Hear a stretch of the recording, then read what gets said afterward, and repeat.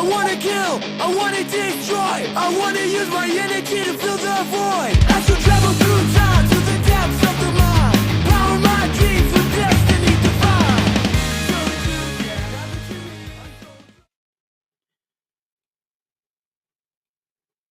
Hi guys, Howzit? Welcome trek amol to my Afrikaans-speaking followers. Welcome to everyone else.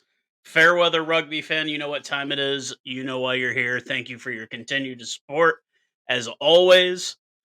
But ladies and gentlemen, it is Derby time. The North-South Derby. We're talking the Bulls, the Stormers, at the Mother City at a sold-out Cape Town Stadium. God, I wish I was saying Newlands, and I think everybody in South Africa would probably agree with me on that statement. And I know a lot of you are looking at like, oh, this son of a bitch is already picking sides. But hey, alas, I could say this is an unbiased channel, but I'm extremely biased towards all South African rugby here.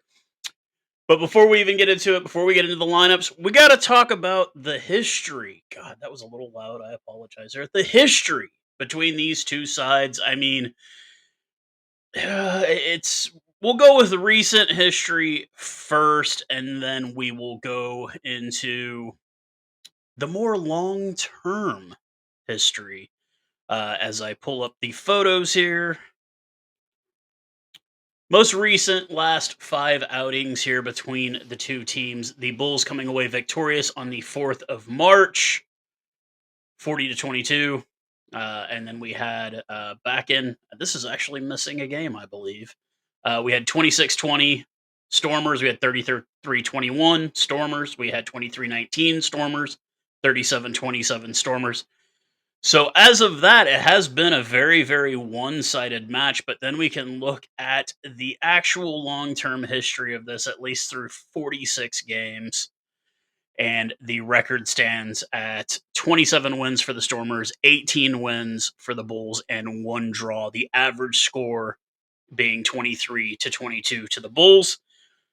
But you know what? This is all out the window. We can, completely forget about this one. All bets are off. I mean, when we get to these lineups, which we will get to here in a minute, I'll make my choices. I had aired my opinion a few days ago about what I thought the final of this game is, and I think I might actually change my choice a bit on this one, but we'll get to that in just a moment after this little throwback video I did last year.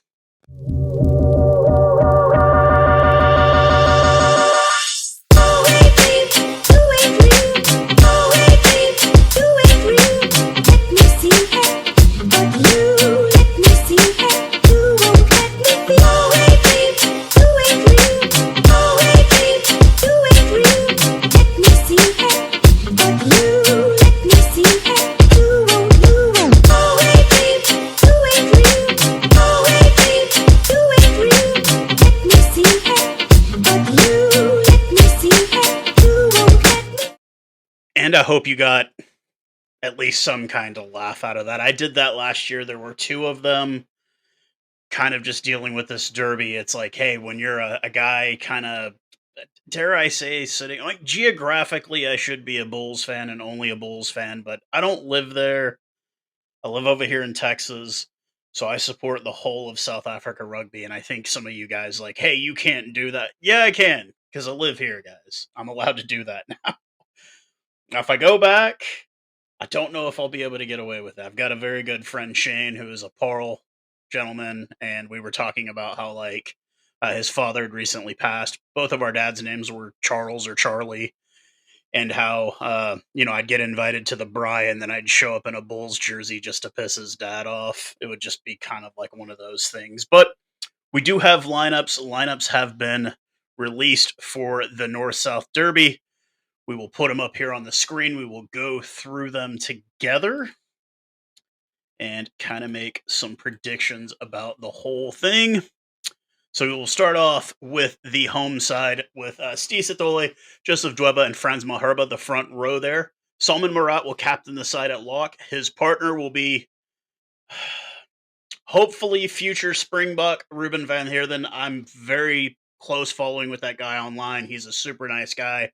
I hope that we see him in the green and gold soon. Veteran Dion Forty They said he was done. He's still at it. Ben Jason Dixon, a definite breakthrough player with the boxes last year, and Evan Roos at number 8. That matchup at number 8 is going to be very tasty between these two teams. Ungudur and Mati will be the number 9 and 10 combo. Sorry if I butchered that last name a bit. Zas and Ben Loader, the wings, with Dan Duplessis, and Similani, the centers, with the veteran Warwick Gallant at 15. A 5-3 split off the bench for John Dobson with Andre Hugo Venter, the real veteran Brock Harris. I think that guy's like almost my age. And Sandy will be the front row replacements with Porter and Marcel Tennyson, the forward replacements. Herschel Yankees, the veteran number 9, the 2019 Rugby World Cup winner. Jonathan Roach and Clayton Blomakis will be the back replacements. Jake White has also gone with a 5-3 split. We will look at this thusly. I am zooming it in so I can read the little print here. Yes, I'm getting that old, folks. Jan Hendrik Vessels, Johan Krobler, and Phil Colo will be the front row for the Bulls, with Cobus Fisa and Van Heerden the locks. Van Heerden? 5-5. Interesting there. Marcel Kutsia will be the captain of the side at flanker, with Reinhard Ludwig, the other flanker, and rookie one-capped Cameron Hennecom at number 9. Ambrose Papier, and weirdly enough, yes, that's not a typo, Philly LaRue at number 10 starting for the Bulls. Sergio Peterson and Cannon Moody, the wingers, with Harold Forster and David Krill at center, and Devin Williams locking it down at 15. A 5-3 split for Jake White and the Bulls, as people keep saying my doppelganger, Akker van der Merwe, brother of Duhan van der Merwe, Gerhard Steenekamp, and Francois Klopper will be the front row replacements. Vermaak and Nizam Carr, the veteran, the other forward replacements. Zach Berger will be the scrum half replacement, with Bota Chamberlain and Sebastian de Klerk, who I have been thoroughly impressed by as of late. So, like, look, I had picked, I mean, I had made the prediction probably a week ago, and I had, dare I say, I'm gonna piss some Bulls fans. I can't make everybody happy here, okay? I had picked the Stormers by 6. This was before the lineups got announced. I try not to I try to look at the history and look at everything. It's going to be hard for me to keep it. The only thing that I think makes a huge difference is it is a sold out Cape Town stadium. I did get a weather report, said it's not too windy. It is hot, well, compared to here, because it's winter time here. But damn, that is a stacked Bulls lineup. Both of these teams and both of these coaches, very, very interesting. I've mentioned it before. Is Dobson over the hill? Is he just not picking the right guys? Is Jake White over the hill? Is it time for Jake White to finally hang up the whistle and just not coach anymore? But then you have to look at the reality of it is that there are injuries racking both of these teams. There is no Money Libok. There is no Sasha Feinberg. There is no Damian Falemsa. These guys are all out. The same thing could be said with the Bulls. They've got so many guys missing. Obviously, Kurt Arenza in Japan. Woke up to an article this morning. Is he going to come back? Who knows at this point? These are both teams that circumstances have not really played into their favor. Now, I think with the Stormers, it's been even worse. Not having Damian Falemsa is a big one. This guy is, to me, at one point, the best 15. I mean, I know there's going to be people in the world that argue it all the time, but he was supposed to be the hot new thing, and he's really just disappeared. Just injury after injury. Kind of if we had to describe a single Springbok as being like a city boy, now you guys look it up if you don't know what that means. That would be Damian Falemsa. He's a city boy all the way. He's always flashy, doing this and that. And it's just, yeah, he's young, and you kind of get it. But you don't see Cannon Moody doing that. You don't see Sasha Feinberg doing that. But you also see Sasha Feinberg hurting himself and playing with injuries when he should not be playing. Manny Libok, kind of quiet and whatnot. And I mean, it's been that argument of okay, can we blame because the Stormers have been absolutely crap. First part of the season, they were terrible. They've been able to rack up a few wins here and there since then, but, like, with that kinda talent, you should never struggle. I mean, we say the same thing about the Sharks, they've done okay, they've struggled as of late, but, like, we said the same thing about the Sharks last year, all that money, all that talent, and you suck, you know? Like, yes, they did win the Challenge Cup, they did eventually put something together at the end of the year.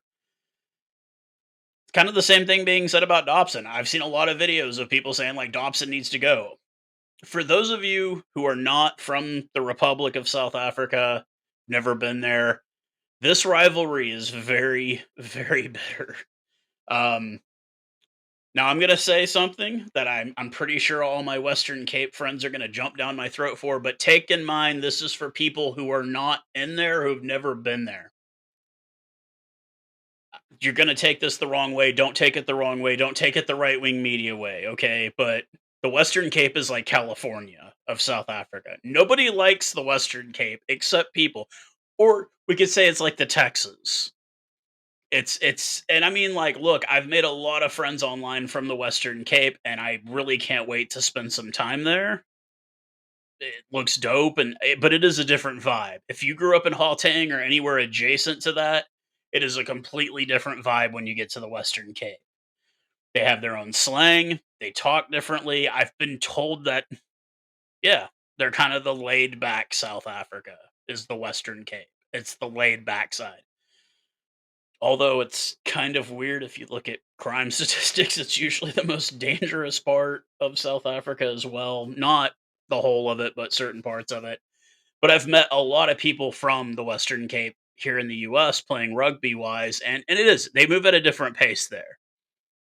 If you're from Gauteng, if you're from Pretoria, you're very proud. You're very proud of the Bulls. If you're from the Western Cape, you're very, very proud of the Stormers. Although I've met I'm gonna be honest with you. I've met a lot of Sharks fans living in the Western Cape too. It's just you don't see a whole lot of Bulls fans in the Western Cape. You really don't see any at all. But I see a lot of Sharks fans in the Western Cape too.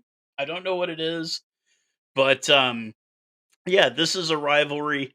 Gauteng and Western Cape. Western Cape would be like the Texas or California, and Gauteng would be like the New York or Massachusetts or Pennsylvania.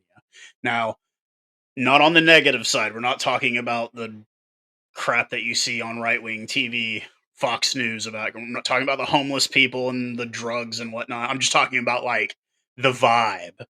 It's very like Western Cape's very got that like very just coastal state vibe to it. It's very laid back. Everybody's walking around in like jandals. Only Kiwis know that what that word. Sandals, flip flops, whatever you want to call them. Jandals is a very Kiwi thing to say. They don't eat pop in the Western Cape. They do in Gauteng. I had to find that out the hard way. You don't ask a person in the Western Cape if they like pop and wars because usually they're like, "Nah, man, pop's for Gauteng people. Man, pop is good. Don't hate. Stuff's good. You can make that. You can eat that with anything." I'm sure my Gauteng folks will agree. Pop is good with everything. Um, but yeah, my prediction was a 6 point victory by the Stormers. I'm actually going to change my prediction here, folks. I am going to go with an 8 point victory by the Bulls. I'm going to piss so many people off at the Western Cape, but I'm just looking at the rosters here and looking what's been put out. Do I think this is a sign that Dobson needs to go? No. Do I think this is a sign that Jake White is a G? No. I think these are two teams. It's a derby. It means a lot to the people that are going to be at the game. I know it's going to be packed. I've got a lot of friends that are going to the game. It's going to be a packed crowd. I wish I could be there. I don't know what jersey I'd wear. I'd probably wear a Stormers jersey just so I don't get the crap beat out of me. I'm not a very tall guy. But you guys let me know what you think in the comments section. Are you going to be watching? I definitely will be watching this one with great intrigue. Cheers, guys.